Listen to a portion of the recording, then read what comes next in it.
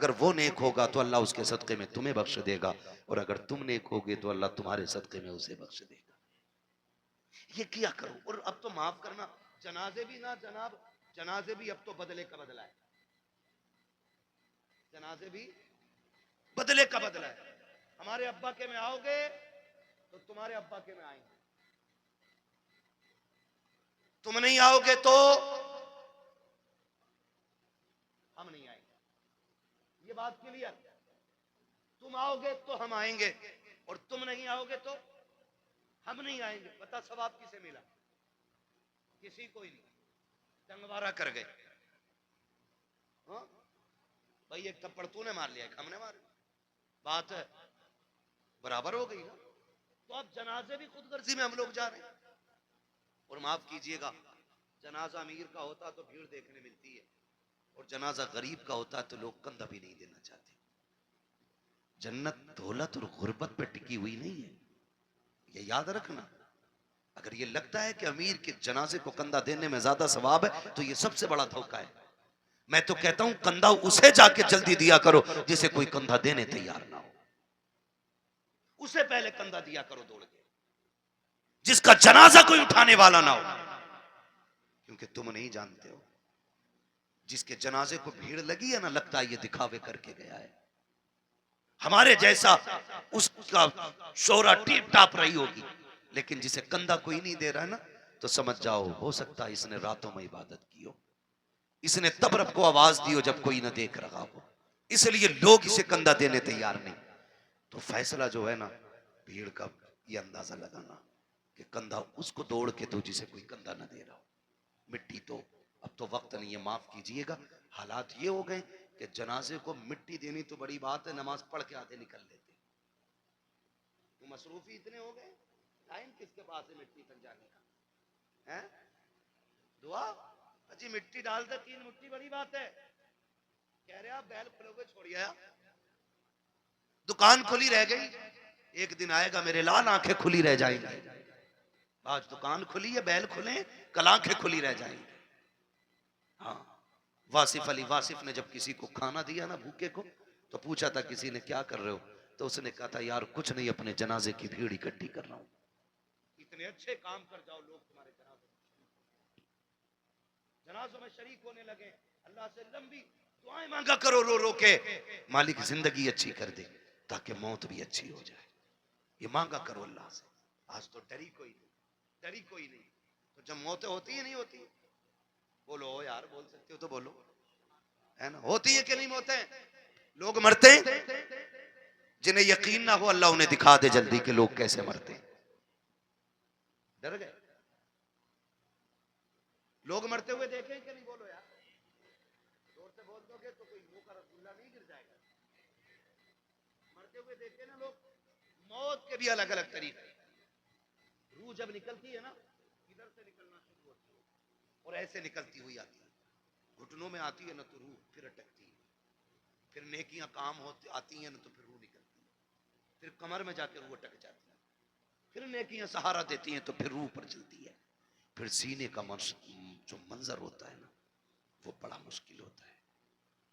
جب سینے میں روح اٹکتی ہے نا آ کر کے، تب انسان کو یاد آتا ہے کتنے پاپ کیے تھے اور کتنی نیکیاں کی تھی، تب ایک ایک کر کے نیکی یاد آتی ہے، ایک ایک کر کے گناہ یاد آتا ہے، پھر سوچتا ہے کاش کچھ ایسا کر لیتا کہ جو قبر کے اجالے کا بھی انتظام ہو جاتا، لیکن پھر سوچنے سے کوئی نتیجہ نہیں، پھر کوئی فائدہ نہیں، پھر ہزار سر مارو دیواروں میں کچھ نہیں ہوتا۔ ہم نے ایسے بھی دیکھے کہ گلے تک جب موت آ جاتی ہے نا، صرف زبان کروٹیں بدلتی ہے، زبان جو یہ چل جاتی ہے نا تڑ سے، کسی پہ بھی چل جاتی ہے نا ایک دم سے، جو ایک دم سے منٹ نہیں لگتے، سیکنڈ نہیں لگتے، تاڑ سے ایسا جملہ نکلتا منہ سے کہ سامنے والے کے کلیجے کے پار ہو جایا کرتا ہے، تیر کے دیے ہوئے زخم بھر جاتے ہیں یار، زبان کے دیے ہوئے زخم نہیں بھرا کرتے ہیں۔ جب بیٹا اپنے باپ سے کہتا نا تیری اوقات کیا، تو نے کیا کیا تھا، تو نے تو ہمیں صرف بڑا کر دیا، یہ جو سمپتی ہے نا یہ میری محنت کی ہے، تو یاد رکھنا یہ جملے باپ کے کلیجے چیر دیتے ہیں، یہ جملے ماں کے کلیجے کے ٹکڑے ٹکڑے کر دیتے ہیں۔ یہ زبان جو آسانی سے چل گئی تھی نا بہنوں سے کہ بھیک لینے آ جایا کرتی ہے، تیرا ہے کیا اس جائیداد میں؟ کبھی یہ تانے نہ دیا کرو، اسے سنبھال کے رکھا کرو. اگر یہ غلط چل جاتی ہے انسان کو دوزخ میں پہنچا دیتی ہے، اگر یہ سلامتی سے چلتی ہے تو بندے کو جنت تک پہنچا دیا. بابا نعرہ تکبیر، نعرہ رسالت. کم ہے بس، میں چند باتیں کر لے رہا ہوں. خدا را زبان صحیح کریں، زبان صحیح کریں، اسے سنبھال کے بولا کریں، زبان سنبھال کے بولا کریں. تڑ سے کسی کو گالی نہ دے، ایسا جملہ نہ بولے کہ کسی کے کلیجے کے پار ہو جائے. ورنہ یاد رکھ، یہ قبر پہ کھڑے ہو کے جو بیٹا کہتا ہے نا بعد میں میرے ابا کو کسی کو میرے ابا سے تکلیف پہنچی ہو تو معافی میں مانگ رہا ہوں، آج اس کی معافی سے کچھ نہیں ہونا ہے، کچھ نہیں ہونا. میرے ابا پہ کسی کا کچھ ہو تو لے لینا. یہ وہ بیٹا کہہ رہا ہے جو باپ کی قبضہ کی ہوئی آدھا بیگھہ زمین پہ ایکسٹرا خود بھی ہل چلا رہا ہے، خالی قبر پہ ہو کے کھڑے ہو کے صفائی دے رہا. صفائی اگر اس کے من میں دینے کی ہوتی نا، پہلے وہ والی بانٹ کے آتا جو ابا نے حرام کی تھی.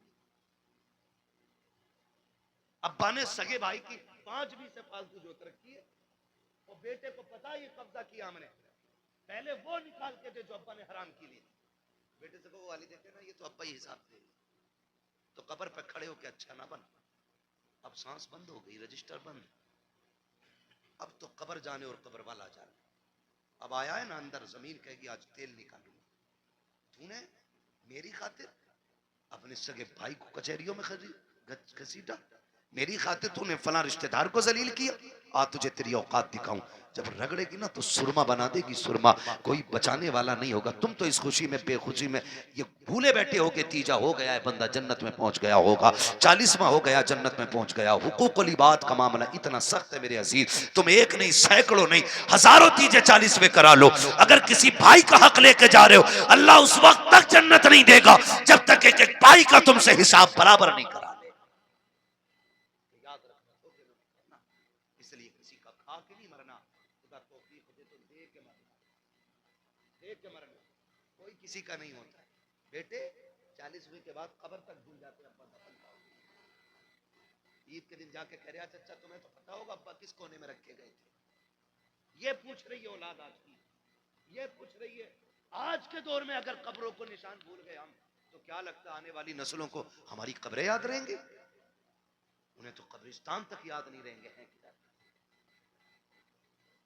اس لیے خدا را آخرت کی تیاری خود سے کریں، اپنے آپ سے کریں.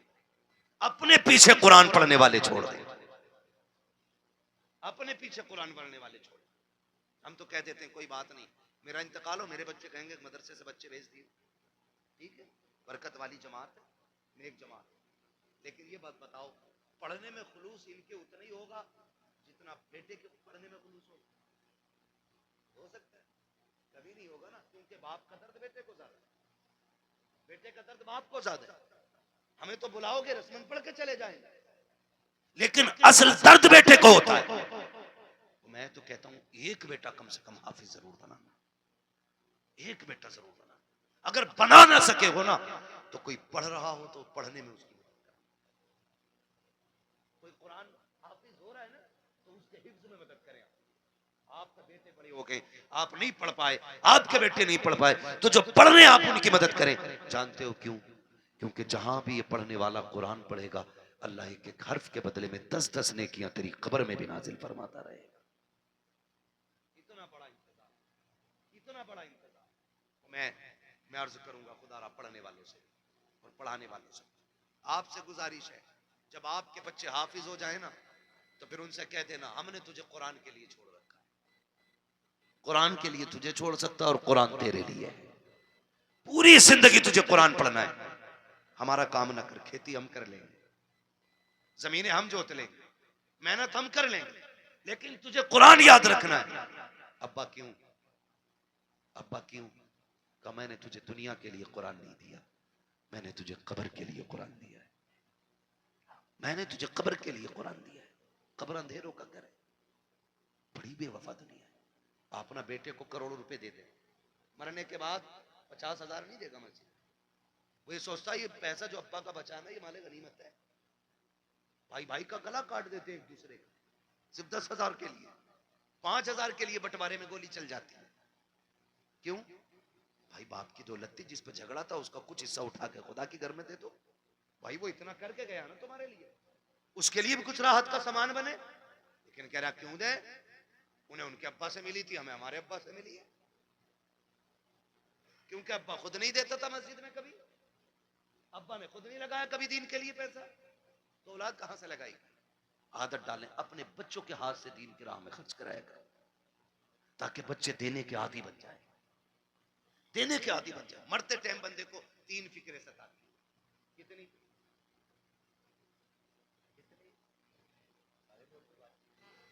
کتنی فکریں؟ 3 فکریں ستاتی ہیں. نمبر 1, میں نے جو دولت کمائی ہے اس کا کیا ہوگا. نمبر 2, میں اولاد چھوڑ کے جا رہا ہوں, میری اولاد کیسے زندگی گزارے گی میرے بغیر. نمبر 3, میں نے کتنی نیکیاں کی اور کتنے گناہ کیے. اسے 3 چیزیں مرتے وقت یاد آتی ہیں. 3 چیز.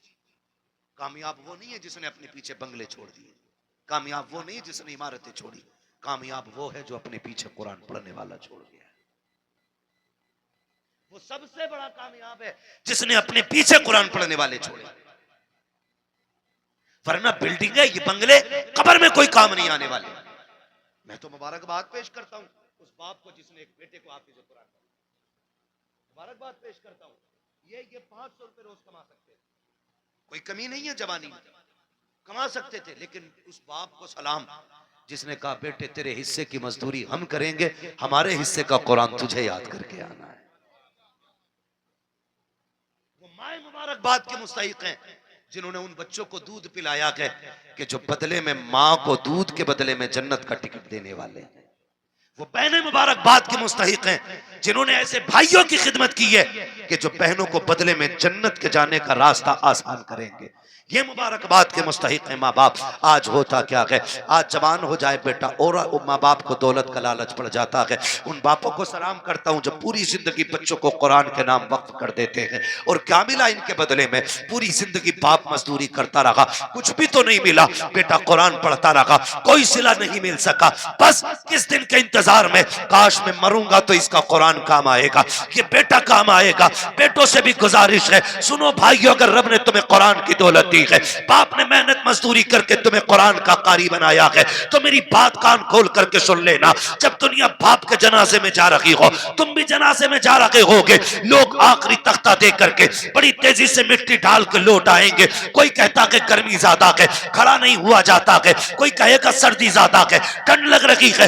یہ کہہ کے لوگ پلٹ آئیں گے. قبر میں تمہارا باپ اکیلا رہ جائے گا. تو تمہیں خدا کا واسطہ, اے قرآن پڑھنے والوں, تمہیں اٹھ کے نہیں آنا ہے. جب سارے چلے جائیں, تجھے باپ کی قبر پہ بیٹھنا ہے اور کہنا کہ ابا پوری زندگی تو نے قرآن پڑھایا, خود مزدوریاں کرتا رہا, میرے حصے کے دھکے تو نے کھائے ہیں, میرے حصے کی گالیاں تو نے سنی ہے, کبھی چین سے سو نہ سکا, رات کو اوور ٹائم ڈیوٹی اس لیے کرتا رہا تاکہ میں قرآن ٹھیک سے پڑھ سکوں. میں قرآن کا قاری بن گیا, پھر بھی تجھے ضرورت مزدوری کے اڈوں پہ لے جاتی رہی, تجھے پھر قرآن پڑھنے کی مہلت نہ ملی, مجھے مدرسوں نے فرصت نہ دی, تجھے ضرورت بازار لے گئی, تو مزدوریاں کرتا رہا. جو قرآن تو نے پڑھایا تھا, ایک بار بیٹھ کے پورا قرآن نہ سن سکا.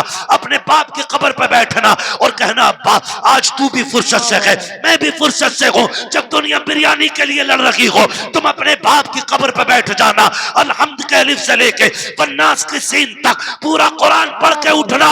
ابا سے کہنا ابا آج میں نے تیری محنت کا حق ادا کیا ہے, قسم کھا کے کہتا ہوں ادھر قرآن کی تلاوت مکمل ہوگی, ادھر قبر میں خدا کی رحمتوں کا نزول ہونا شروع ہوگا.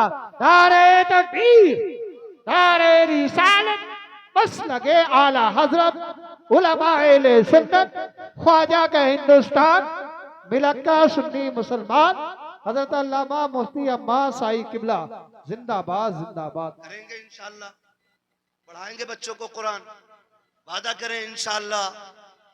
کتنا ہے میں قرآن, لوگ سمجھتے نہیں, لوگ سمجھتے نہیں ہیں.